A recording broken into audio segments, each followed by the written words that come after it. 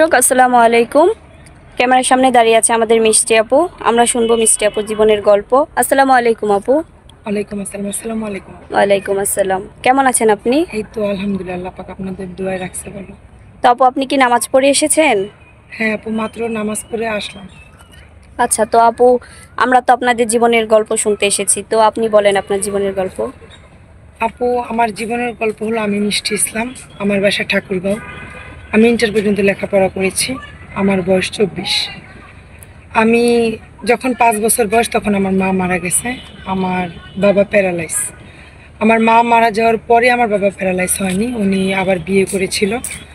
তো বিয়ে করেছিল, এমন একজনকে বিয়ে করেছিল যার সংসার আগে 2টা বাচ্চা আছে। যেহেতু আমি ছিলাম এর জন্য আব্বু মেনে নিছে। আপনার আব্বু কি আপনাকে কখনো ভালোবাসতো না? বলি, হ্যাঁ, আব্বু ভালো না বাসলে আমি এতটুকু বড় হতাম না আপু। মানে আপনার সৎ মা আপনার সাথে খারাপ ব্যবহার হ্যাঁ, করতো? হ্যাঁ। তারপর উনি আমার দায়িত্ব, উনি আমার খাবার দাবার এটা সেটা 5 বছর বয়সে তো বুঝিনি আপু যে হ্যাঁ, বুঝতে কতটুকু বড় পেরেছি। আমি। তো আমাকে এতিমখানায় দেওয়া হয়েছে। আমার বাবা বেঁচে থাকতো আমাকে এতিমের মতো বড় হতে হয়েছে।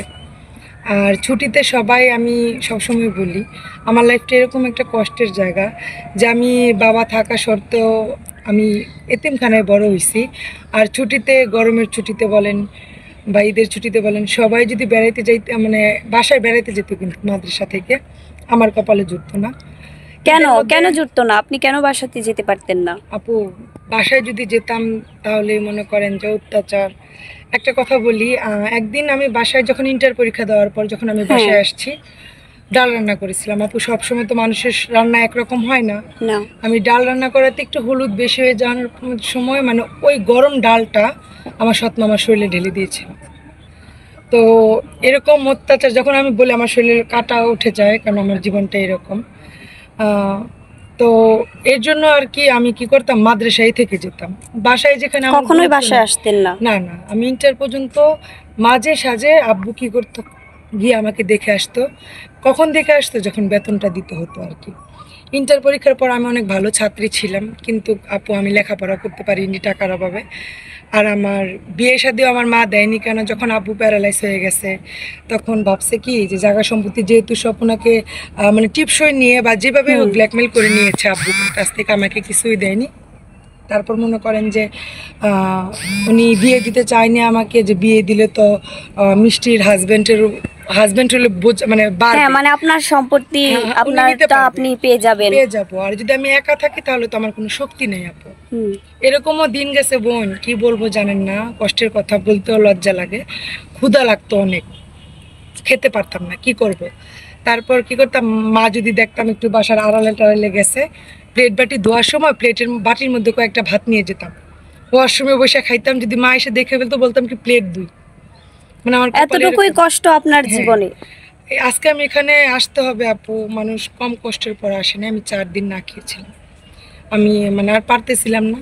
তো আমি আগে একটা অফিসে গেছিলাম, আমার সাথে প্রতারিত করা হয়েছে। তো এর জন্য এখানে আসছি। তো এখানে আসার পর তো আলহামদুলিল্লাহ দেখছি অনেক আপুরই বিয়ে হয়েছে, জামাইয়ের বাড়ি যাচ্ছে, বা সবাইকেই সুযোগ সুবিধা দেওয়া হচ্ছে। তো এর জন্য আপনাদের ক্যামেরার সামনে আসা আর কি। আচ্ছা, ঠিক আছে, কোনো ব্যাপার না।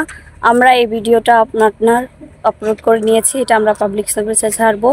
অনেক ভাইয়ারা আপনাকে দেখবে, দেখার পরে কেউ বিয়ে করেছে, কেউ প্রবাসে থাকে, কেউ বাচ্চা কাচ্চা আছে, তার দ্বিতীয় স্ত্রী আছে। যদি তারা আপনাকে বিয়ে করতে চায়, আপনি কি বিয়ে করতে রাজি আছেন? আপু একটা কথা বলে, আমি অবিবাহিত বলে যে বিবাহিত ছেলের কাছে বিয়ে হবে, বসতে পারবো না তার কোনো গ্যারান্টি নেই। আল্লাহ কার নসিবে কি লেখছে সেটা কেউ জানে না। আপনি দেখছেন যে আমি মাত্র নামাজ পড়ে আসছি, আমার মুখে এখনো অজুর পানিটা আছে। আল্লাহ আমার কপালে যেমন লিখবে, যেমন থাকবে, আমি তার কাছে বিয়ে বসবো। কিন্তু আরেকটা কথা কি, যদি কোনো সৎ ছেলে মেয়ে থাকে আমি আরো বেশি খুশি। আমার মাকে আমি দেখাই দিতে চাই যে শুধু মানে আমি মার এটা বলতে চাই, মা গো, সৎ মাও মা হওয়া যায়। আমার সাথে যদি আজকে এটা না করতে, তাহলে আজকে আমি আপনাদের ক্যামেরার সামনে আসতে হতো না। আমাকে যদি দেখে শুনে একটা বিয়ে দিয়ে দিত, আমি আমার সংসারে, আমি আমার মা হারাইছি, আমি একটা মা পেতাম, শাশুড়ি পেতাম, আমি সুন্দর একটা সংসার করতাম। আমার তো প্রতিবেদন অফিসে আসতে হতো না যে একটা বিয়ের জন্য। কখনো কি কোনো মেয়ে নিজের বিয়ের কথা নিজে মুখে বলে? না। তো আজকে আমি কষ্ট করে কিন্তু বলতে আসছি যে পৃথিবীতে বাবা মার পরে যদি কোনো সুখ থাকে তাহলে স্বামীর সুখ। বাবা মার সুখ তো পাইনি, দেখি স্বামীর সুখ পাই কিনা। আচ্ছা, ঠিক আছে, আপনার জন্য আমরা সম্পূর্ণ চেষ্টা করব। তো ইনশাল্লাহ। প্রিয় দর্শক, আসসালামু আলাইকুম। দেখতেই তো পাচ্ছেন আপনারা, এই আপুর ভিডিওটা আমরা যখন আপলোড করব তখন আপনারা যদি কেউ আপুকে পছন্দ করে থাকেন তাহলে অবশ্যই আমাদেরকে জানাবেন। আমাদের স্ক্রিনে দেওয়া ফোন নাম্বারটিতে আপনি ফোন করবেন। কেউ অযথায় ভিডিও কল অডিও কল দিয়ে আমাদেরকে ডিস্টার্ব করবেন না, ভয়েসে কথা বলবেন। যদি আপনারা অডিও কল ভিডিও কল দেন তাহলে আমরা ব্লক করব।